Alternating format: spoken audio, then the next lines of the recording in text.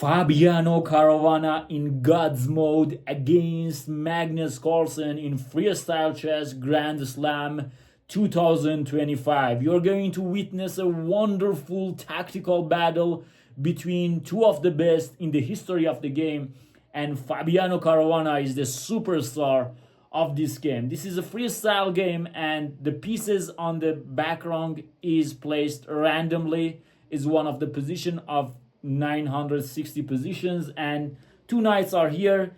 The most dumb piece, I guess, in this position is the knight on a1. It's very hard to bring it to the game. Fabiano started this game with pawn to d4. This is a rapid game, and this is played in round 2. Magnus Carlsen responded with pawn to d5, and here knight to c3 and b6 by Carlsen.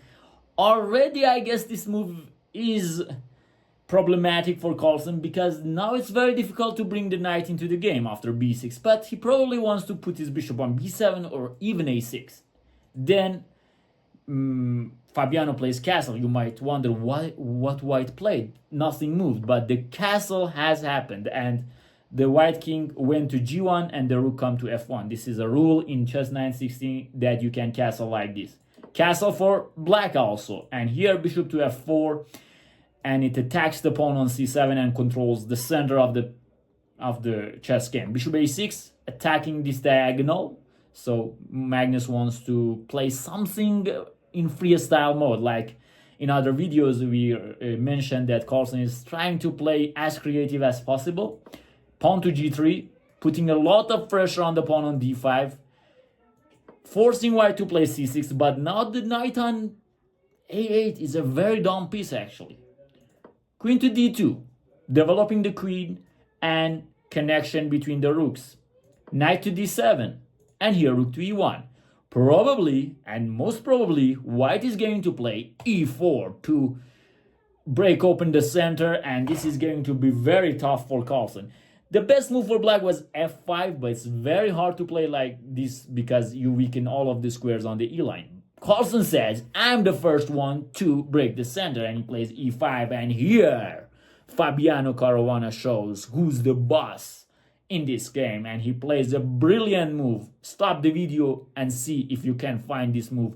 A fantastic tactical idea by Fabi. He played pawn to e4, neglecting all of the Magnus Carlsen threat. If you take on f4, we take on d5, and your queen has nowhere to go, because this rook is very powerful. There is nothing that black can do in this position. Basically, it's a very hard position for black, and Magnus is in big trouble. E takes d5 is coming. If you take on e4, then there is d takes e5, and there is a pin also on this line. So game over. Carlsen comes up with some kind of resistance. He plays c5. He put a lot of dynamics into the position. He wants to complicate matters and to make things difficult for Fabi. But Fabi just plays d takes e5. And after d4, he just plays knight d5. With this maneuver, Carlsen managed to close the center, because I told you, if you take on e4, then there is this pin on this line, and we can take on e4, and it's over. So d4 is the only move, and knight goes to d5. Knight takes e5 by Fabi, and here by Carlsen, and here Fabi plays pawn to b4. He's not going to let Carlsen rest in this position, and he has to solve many problems, Carlsen, in this position. This is very tough situation. B takes c5 with the idea of queen a5 is coming. Still, this knight cannot come to the game. Very hard. Knight c4 and just queen e2. A pin on this diagonal. Rook takes d5 by Carlsen. In this position, he basically thought that there is nothing that I can do. If I take on b4, then knight takes b4 is game over. White is threatening knight b3, or taking on c5, then knight b3. c5 pawn is hanging. I cannot move my knight, so let's simplify matters. Rook takes d5, e takes d5. Carlsen usually sacrifices his rooks to minor pieces to defend better.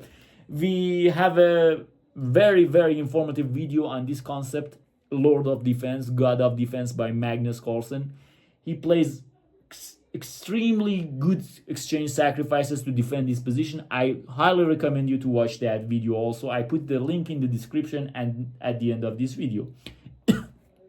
pardon me, e takes d5, and now queen takes e2. But Carlsen calculated this. This is not a real exchange sacrifice, actually.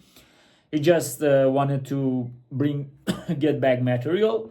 Okay, excuse me, there is no water even. Okay, rook e1, that's bishop takes e2, rook takes e2.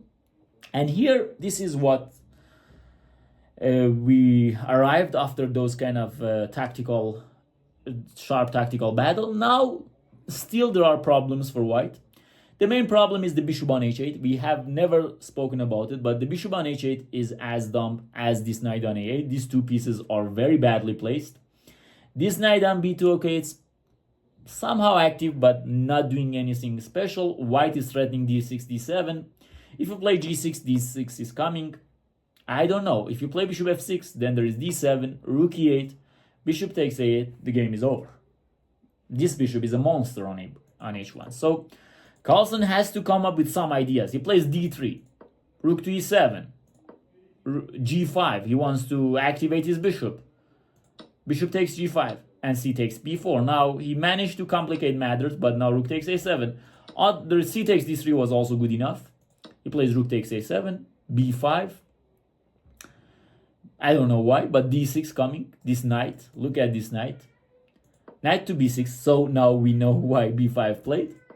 And now pawn to d7, d8, queen is coming. Knight to a4.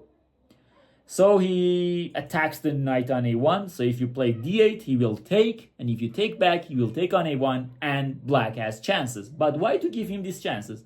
Just simply knight to b3. Knight takes d7, rook takes d7. And after here, this pawn is very, very goodly guarded. And now bishop to e4 to just win this pawn. Carlsen plays rook c8, and now rook to d8 check. A beautiful finish to this game. If you take, just simply bishop takes d8, and the pawn on c2 is hanging. And white is a piece up, and he will basically win this game very easily. So this was a very, very beautiful game. The critical moment of this game was this position that Carlsen decided to open the center when he was not ready. There is a rule in chess that you cannot open the center when you're behind in development. So there is a reason why this rule is in chess. But Carlsen was in a bad situation already. f5 was necessary to close the center, but he was worrying about other matters, and he probably just didn't realize how e4 strong. I mean, I guess he just overlooked e4. He was calculating probably d takes e5, because also d takes e5 is good. But I guess he completely overlooked the e4 idea, because after this, there is nothing you can do. There is nothing you can do. And c5 came up after 2 minutes of thinking, so this scenario is probably the most realistic scenario that happened during the game. Now, Fabi just played a wonderful game. I mean, his accuracy according to chess.com is 92%, which is a very good high accuracy for a freestyle game, but I guess also it was higher than this, like 95%.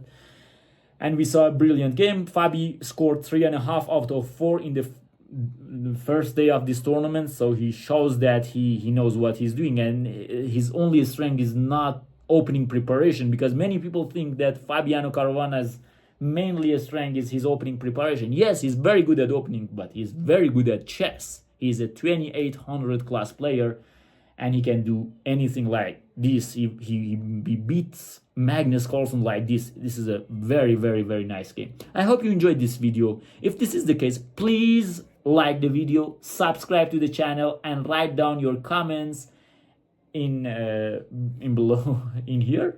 And enjoy chess and life.